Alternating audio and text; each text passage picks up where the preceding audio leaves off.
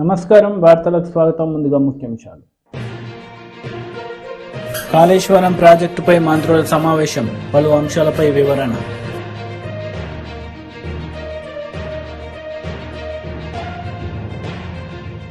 భీమవరంలో జగనన్న విద్యా దీవెన కింద విద్యార్థులకు ఫీజు రీయింబర్స్మెంట్ విడుదల.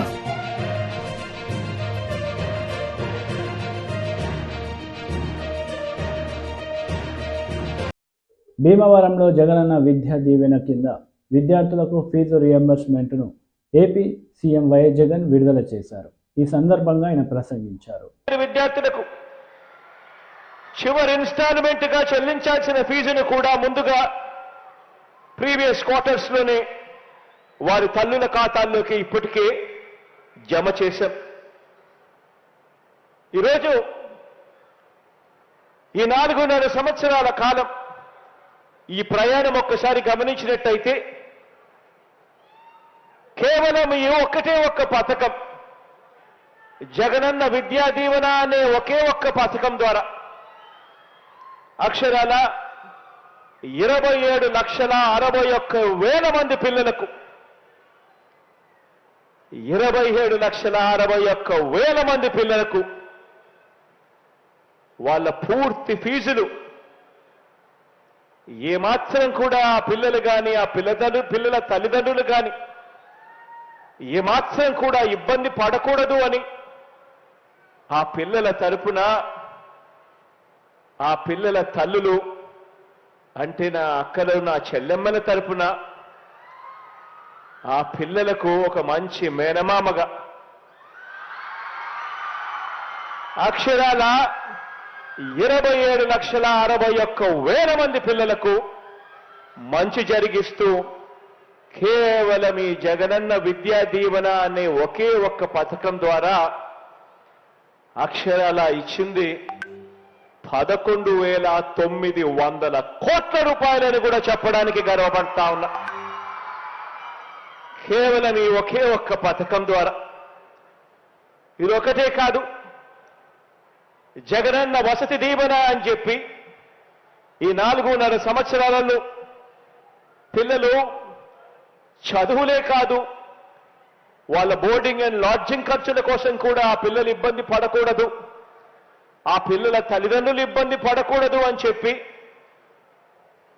ఆ విషయంలో కూడా ఆ పిల్లలకు అండగా తోడుగా ఉంటూ ఈ 4.5 సంవత్సర కాలంలోనే దీనికోసం ఇచ్చింది మరో 4,275 కోట్ల రూపాయలు.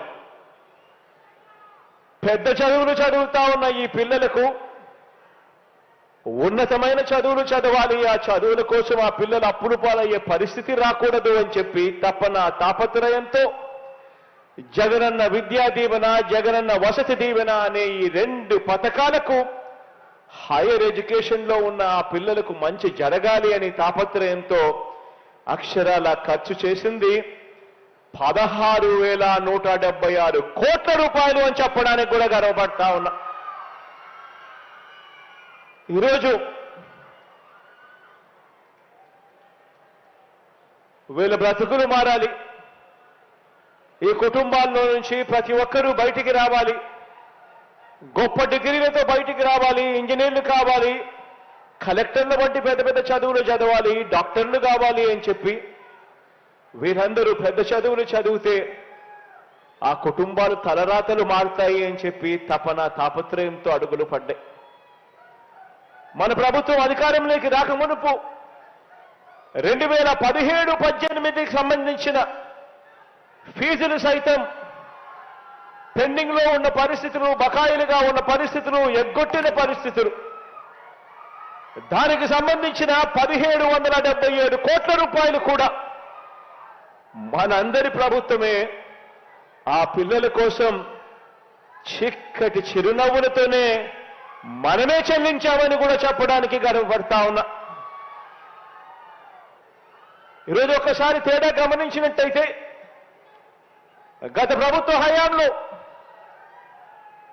12,000 కోట్ల రూపాయలు కూడా సరిగ్గా ఖర్చు చేయని పరిస్థితులు ఉంటే ఈరోజు 18,576 కోట్ల రూపాయలు ఖర్చు చేసిన పరిస్థితులు ఈరోజు కనిపిస్తా ఉన్నాయి. తేడా గమనించమని చెప్పి మిమ్మల్ని అందరినీ కూడా కోరుతా ఉన్నా. చదువు అన్నది ఒక తలరాతను మార్చే ఒక ఆస్తి. మనిషి తలరాతను గాని ఒక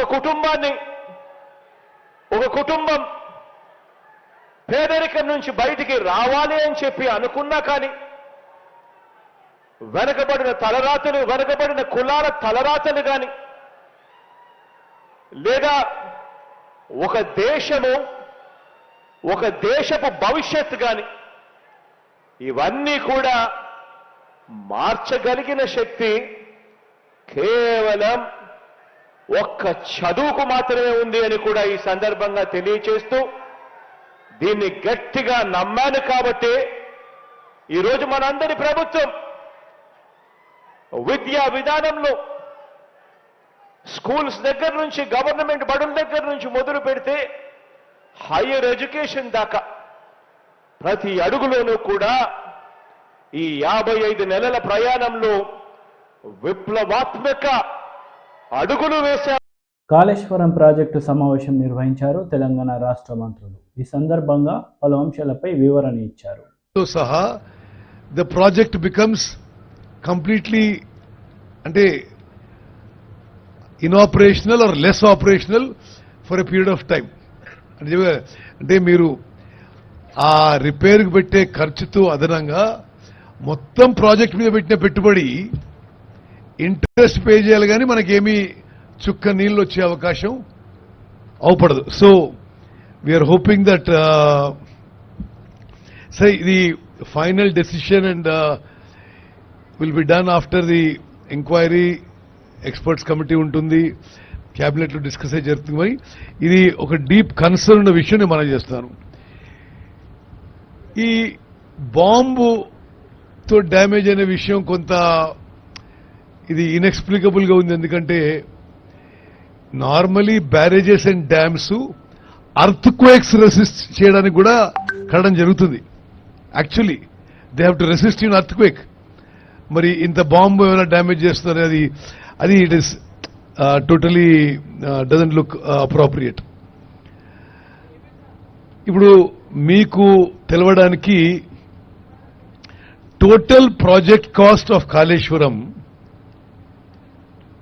is approximately 1,27,000 crores as of now. Okay, మరి అది ఇంకెంత పెరుగుతుందో will have to see as it goes along.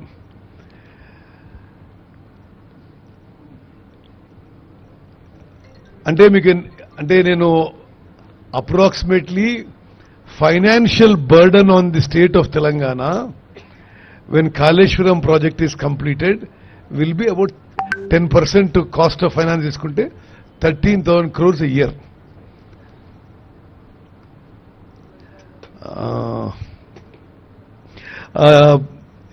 Mudiraj గారు, ఇప్పుడు మీరు 3,000 కోట్లు కాళేశ్వరం ప్రాజెక్ట్ కి పెండింగ్ బిల్స్ అన్నారు. మొత్తం ఇరిగేషన్ డిపార్ట్మెంట్ లో పెండింగ్ బిల్స్ ఎంత ఉన్నాయి? మొత్తం ఇరిగేషన్ డిపార్ట్మెంట్ లో సార్ దాదాపు 8,000 to 9,000 crores ఉంటుంది sir. So I want you to understand, గత ప్రభుత్వం యొక్క లెగసీ మాకు వదిలిపెట్టింది 8,000-9,000 వేల కోట్ల బిల్స్ అన్పేడ్ గా వదిలిపెట్టడం జరిగింది. అది మీకు ఒక ఆల్మోస్ట్ 10,000 కోట్లు.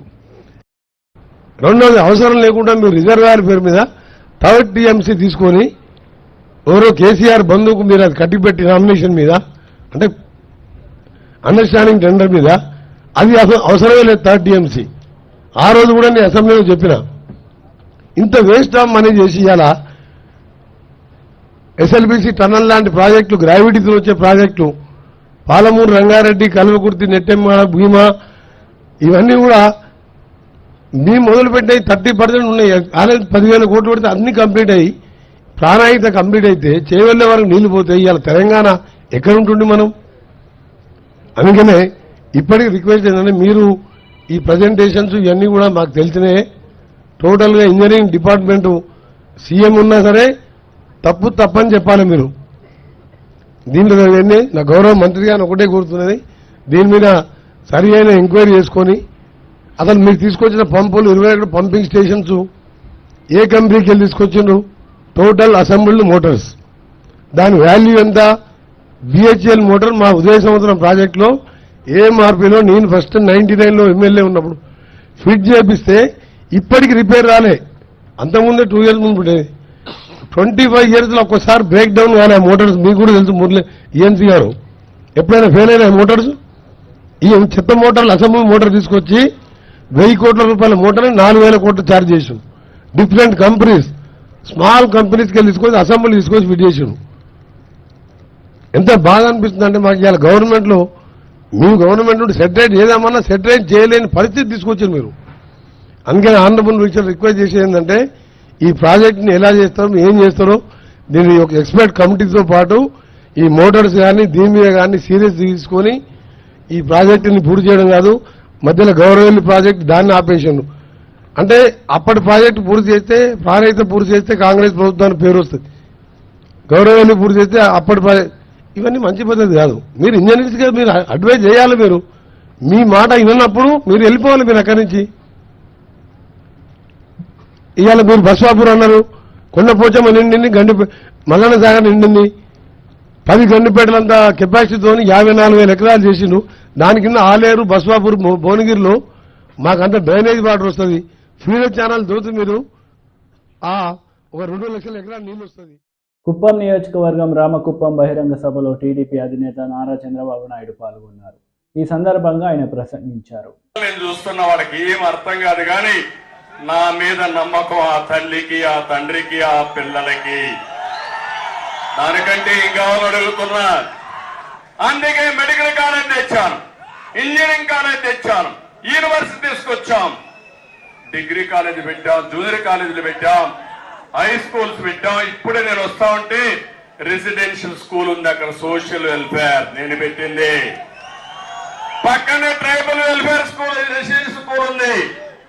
ఆ పిల్లలందరూ బయట వస్తా ఉంటే గేట్ వేసి అడ్డుకున్నారు. పాపం వాళ్ళని అడ్డుకున్నారు కానీ వాళ్ళ మనసులు మాత్రం మీరు అడ్డుకోలేరు. ఆ విషయం గుర్తుపెట్టుకోమని హెచ్చరిస్తున్నా. నిలబెట్టాను, అడిగాను, అడిగితే వాళ్ళు చెప్తున్నారు ఇక్కడ పనిచేసే టీచర్లకు జీతాలు ఇవ్వడంలా,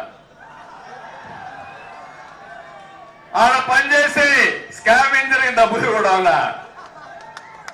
అంటే మీ యొక్క దౌర్భాగ్యం దీన్ని బట్టి అర్థమవుతుంది. ఈ రోజు మీరు చూశారు ఫీజు రీఎంబర్స్మెంట్ అని అట్టహాసంగా బటన్ నొక్కాడు. మొన్న ఒక ఆవిడ వచ్చింది, వచ్చి ఏడుస్తూ అయ్యా మా అమ్మాయిని చదివించలేకపోతున్నాను, నా దగ్గర డబ్బులు లేవు, కాలేజ్ మేనేజ్మెంట్ పిల్లలు తీసుకుని వెళ్ళిపోమంటున్నారు, కనీసం మీరు చదివించకపోతే నా అమ్మాయి గతి, లేకపోతే నేను కూడా ఆత్మహత్య తప్ప ఇంకొక మార్గం లేదంటే భయపడద్దమ్మా, ఈ సంవత్సరం నేనే చదివిస్తా, ఆ అమ్మాయిని పూర్తిగా చదివించే బాధ్యత నాదని హామీ ఇచ్చా. అంటే రాష్ట్రంలో ఎంతమంది పిల్లలకు మీరు ఫీజు రీఎంబర్స్మెంట్ ఎగ్గొట్టారు? బటన్ నొక్కడం ఎందుకు? నేనున్నప్పుడు బటన్ నొక్కేది కాదు, నేరుగా ఎవరన్నా చదువుకోవాలంటే చదువుకున్న వాళ్ళకి నేరుగా మీ కాలేజీలో ఫీజు రీఎంబర్స్మెంట్ చేసిన ఘనత తెలుగుదేశం పార్టీది, ప్రభుత్వాలది. బటన్ నొక్కుడు కార్యక్రమంతో బటన్ బొక్కుడు కార్యక్రమం స్టార్ట్ అయిపోయింది. నేను అడుగుతున్నా, ఈరోజు పేపర్లో చూశారు ఫీజు రీఎంబర్స్మెంట్ కి సాక్షిలో ఫుల్ పేజ్ అడ్వర్టైజ్మెంట్ కావాలన్నా, ఎవడబ్బా సొమ్మిది? మీ నాన్న ఉందా? నీ జాగీరా ఇది? అంటే అడిగేవాడు లేడని, మీరు మోసపోతారని, పేదవాళ్ళని మోసం చేయడం కోసం ఇలాంటి తప్పుడు విధానాలు చేసే వ్యక్తుల్ని ఏమనాలో మీరే ఆలోచించమని నేను కోరుతున్నా. ఆదాయం మనకు కాదు, న్యాయపరంగా రావాల్సిన డబ్బులు కూడా సగం కొట్టేసి సగం అడ్వర్టైజ్మెంట్ ఇచ్చుకొని ఇష్టానుసారంగా దోచుకుని నేనేదో ప్రజలకు అది చేస్తున్నా ఇది చేస్తున్నానని నటించే పరిస్థితికి వచ్చాను. నేను ఒకటే మీ అందరినీ కోరుతున్నా, అందరూ మోసపోయాం, అందరూ నష్టపోయారు. మా పోలీసులు కూడా కనుక వాళ్ళు కూడా నష్టపోయారు. అందరికంటే ఎక్కువ బాధితులు వాళ్ళే. టీచర్లు, పోలీసులు, ఉద్యోగస్తులు మా అంగన్వాడీ టీచర్లు అయితే రోడ్డు మీదనే ఉన్నారు. గురుకుల పాఠశాల టీచర్లు రోడ్డు మీదనే ఉన్నారు. పారిశుద్ధ కార్మికులు రోడ్డు మీదనే ఉన్నారు. ఆశా వర్కర్లు రోడ్డు మీదనే ఉన్నారు. ఎవరున్నారు ఇంట్లో? ఎవడూ లేదు. ఒక్క జగన్మోహన్ రెడ్డి మాత్రం తాడేపల్లి ప్యాలెస్ లో ఉన్నాడు. అందరూ రోడ్డు మీద ఉన్నారు. నేను అడుగుతున్నా, ఏ తమ్ముడికైనా ఉద్యోగం వచ్చిందా తమ్ముడు అడుగుతున్నా? మోసం చేశాడా లేదా అని మిమ్మల్ని అడుగుతున్నా. జాబ్ క్యాలెండర్ ఉందా అని మిమ్మల్ని అడుగుతున్నా. జాబ్ క్యాలెండర్ లేదు, మెగా డిఎస్సి ఊసే లేదు, ఒక్క ఉద్యోగం లేదు, పెట్టుబడులు లేవు, పరిశ్రమలు పెట్టాలంటే వచ్చేవాడు లేడు. ఈయన చూస్తే అందరికీ భయం. ఎందుకంటే వాటాలు అడుగుతాడు. వాడు పెట్టుబడి పెడితే ఎంత వాటా ఇస్తావు? వాటాలు అడిగితే పెట్టుబడులు పెడతారా తమ్ముళ్ళు అని మిమ్మల్ని అడుగుతున్నా. అందుకే అమర్ రాజా బ్యాటరీ కూడా పారిపోయింది. ఒక్కరు కాదు, లూలు గాని అదాని డేటా సెంటర్ గాని అందరూ పారిపోయే పరిస్థితికి వచ్చారు. మళ్ళీ ఒకటే చెప్తున్నా, పిల్లలకు ఉద్యోగాలు రావాలంటే తమ్ముళ్ళు ఎవరు రావాలి? నేను ఒకటే, మీరు ఇంకొక విషయం కూడా చెప్తున్నా. ఈ రోజు యువత, టీనేజ్ బాయ్స్ కి గర్ల్స్ కి, ఇక్కడుండే ఆడబిడ్డలకు మగవాళ్ళకి అందరూ చెప్తున్నా, మీ పిల్లల భవిష్యత్తు ఆలోచించండి. రేపు జరిగే ఎన్నికలు మీ పిల్లల భవిష్యత్తు నిర్ణయించే ఎన్నికలవి. ఎందుకంటున్నానంటే తెలుగుదేశం పార్టీ ఆధ్వర్యంలో రాష్ట్ర వ్యాప్తంగా నిర్వహించబోయే జయహో బీసీ కార్యక్రమం వివరాలు టీడీపీ జాతీయ ప్రధాన కార్యదర్శి నారా లోకేష్, టీడీపీ బీసీ ముఖ్య నాయకులు వెల్లడించారు. రిజర్వేషన్ మళ్ళీ తెలుగుదేశం పార్టీ అధికారంలోకి వచ్చిన తర్వాత బీసీ సోదరులు కల్పిస్తామని కూడా హామీ ఇచ్చారు. సో ఇది పాదయాత్రలో జరిగినప్పుడు నాకు వచ్చిన ఫీడ్బ్యాక్ ప్రకారం పెద్దలతో చర్చించి ఇది మేము ప్రత్యేకంగా హామీ ఇచ్చేసాం. దీనిపైన ఇంకేం చేస్తే బాగుంటుంది, ఎలా చేస్తే బాగుంటుంది అనేది మేము చర్చించి ముందలు తీసుకెళ్తాం. అనా ఈ ప్రోగ్రాం 2 నెలల పాటు జరుగుతుంది.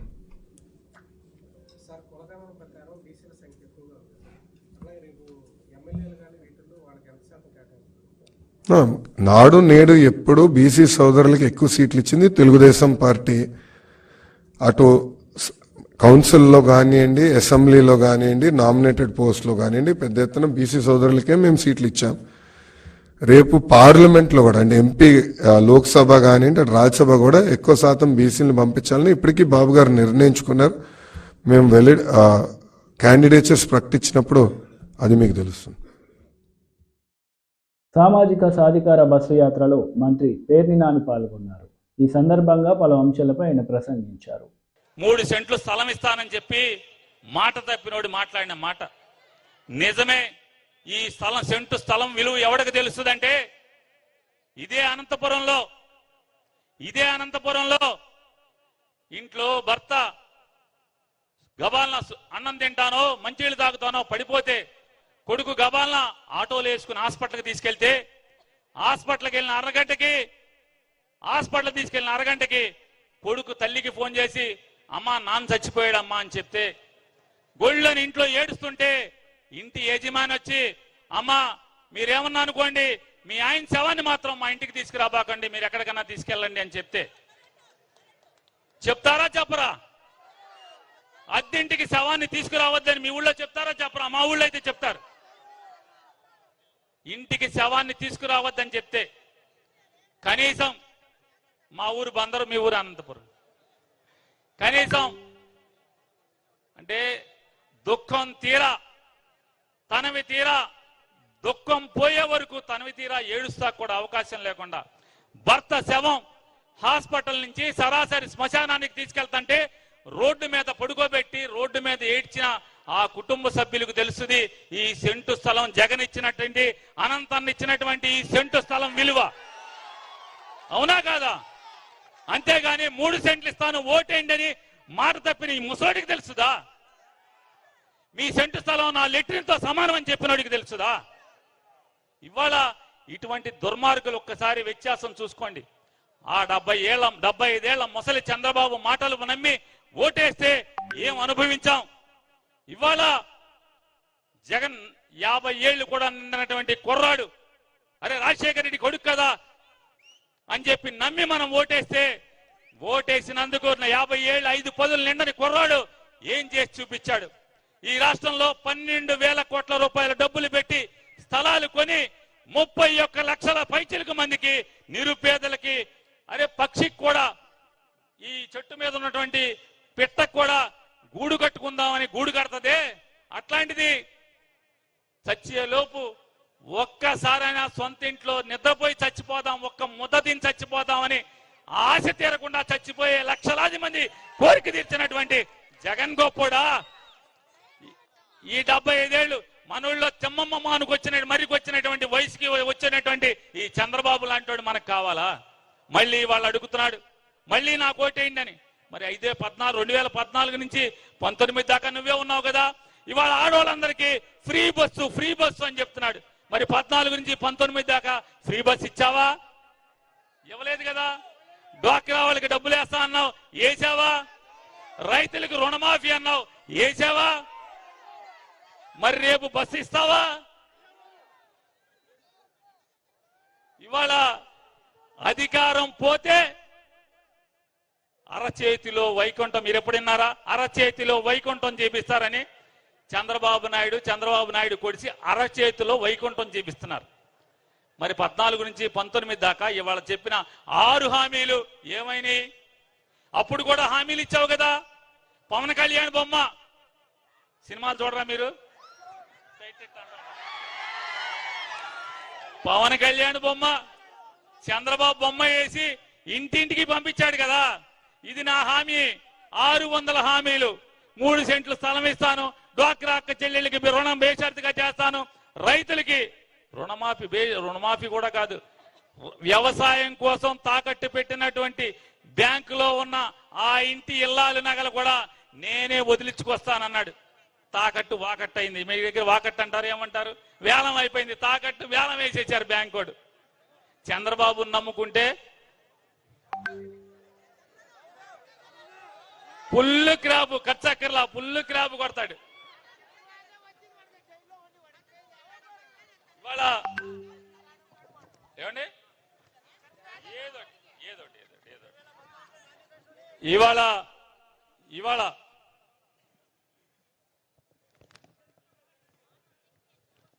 మొన్నటిదాకా చెప్పాడు, బాధుడే అని.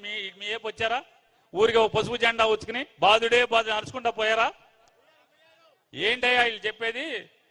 జగన్మోహన్ రెడ్డి గారిని వేరే రకంగా విమర్శించలేకపోతున్నాడు, ఏం తప్పు పట్టలేకపోతున్నాడు, పథకాల్లో తప్పు పట్టలేకపోతున్నాడు, మా తెలుగుదేశం వాళ్ళకి పథకాలు ఇవ్వట్లేదని చెప్పలేకపోతున్నాడు. అసెంబ్లీలో చెప్పట్లా, బయట రోడ్డు మీద చెప్పట్లా, ఎక్కడా చెప్పట్లా. లంచాలు ఉన్నాయి దీంట్లో, ఈ పథకాలు ఇచ్చే దాంట్లో లంచాలు ఉన్నాయని చెప్పని ఎక్కడా చెప్పలేకపోతున్నాడు. ఎందుకని?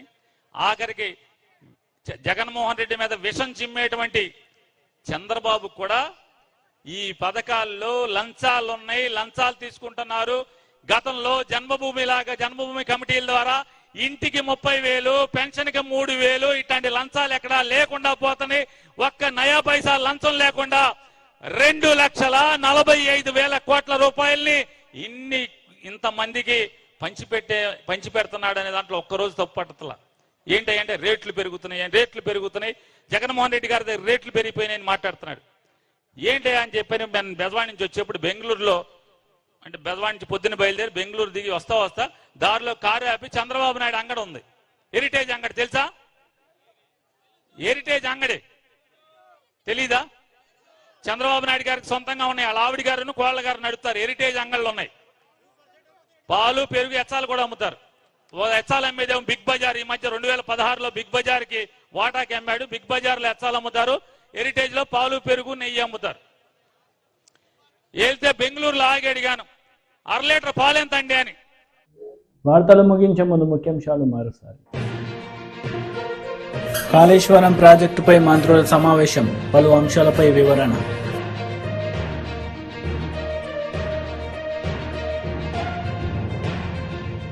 భీమవరంలో జగనన్న విద్యా దీవెన కింద విద్యార్థులకు ఫీజు రీయింబర్స్మెంట్ విడుదల.